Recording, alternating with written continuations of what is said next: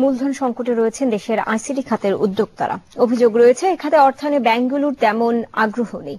এতে বাজার বিস্তৃতির সুযোগ কাজে লাগাতে পারছেন না অনেকেই।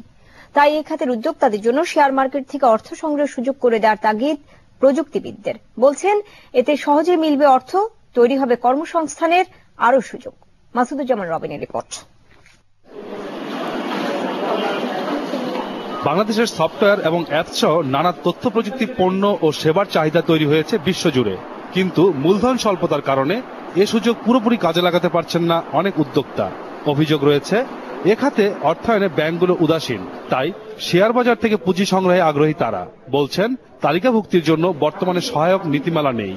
আইটি কোম্পানিগুলো সাধারণত পেইড আপ ক্যাপিটালগুলো এত বেশি থাকে না, এবং দ্বিতীয়ত যে পলিসি আছে সেখানে কোম্পানিকে গত 3 বছর প্রফিটেবল থাকতে হয়।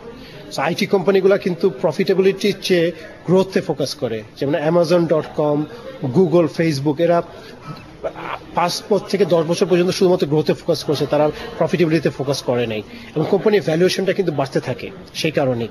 শেয়ার বাজারে তালিকাভুক্ত আইসিটি প্রতিষ্ঠান 6টি, আর বেসিসের তথ্য অনুযায়ী এ শিল্পে জড়িত আছে 900 প্রতিষ্ঠান। মূলধন সংক্রান্ত শর্ত শিথিল করে এসব প্রতিষ্ঠানকে শেয়ার বাজারে তালিকাভুক্ত করার দাবি উদ্যোক্তাদের। আইপিওতে পলিসিগুলো রিফর্ম করে যাতে আইটি কোম্পানিগুলোর তার যে মেধাভিত্তিক সম্পদ আছে সেটাকে ভ্যালুয়েট করে একটা স্মল ক্যাপ স্টক এক্সচেঞ্জ, যেখানে শুধুমাত্র আইটি কোম্পানি না, অন্যান্য ছোট ছোট কোম্পানিগুলোও ঢাকা স্টক এক্সচেঞ্জ এবং চিটাগং স্টক এক্সচেঞ্জে লিস্টিং করতে পারে। অগ্রাধিকার ভিত্তিতে এ খাতকে তালিকাভুক্ত করার পক্ষে ডিএসই এর এই সাবেক সভাপতি।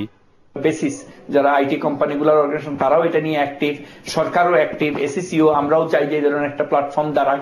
তো সকলের সম্মিলিত প্রচেষ্টা আশা করি এমন একটা প্ল্যাটফর্ম দাঁড়াবে, সেখান থেকে জেনুইন, এখানে একটা জিনিস আমি খেয়াল করতে চাই যে জেনুইন উদ্যোক্তাদের, জেনুইন এন্টারপ্রেনার এখান থেকে উপকৃত হবে। বিশ্লেষকদের মতে শেয়ার বাজার থেকে মূলধন সংগ্রহ করতে পারলে প্রযুক্তি খাতের ব্যবসা সম্প্রসারণ সহজ হবে, বাড়বে কর্মসংস্থানের আরও সুযোগ। মাসুদুজ্জামান রবিন, যমুনা নিউজ, ঢাকা। আর এর মধ্য দিয়ে বিজনেস স্টোরিতে নিচ্ছে একটা বিরতি। আরো খবর নিয়ে ফিরছি।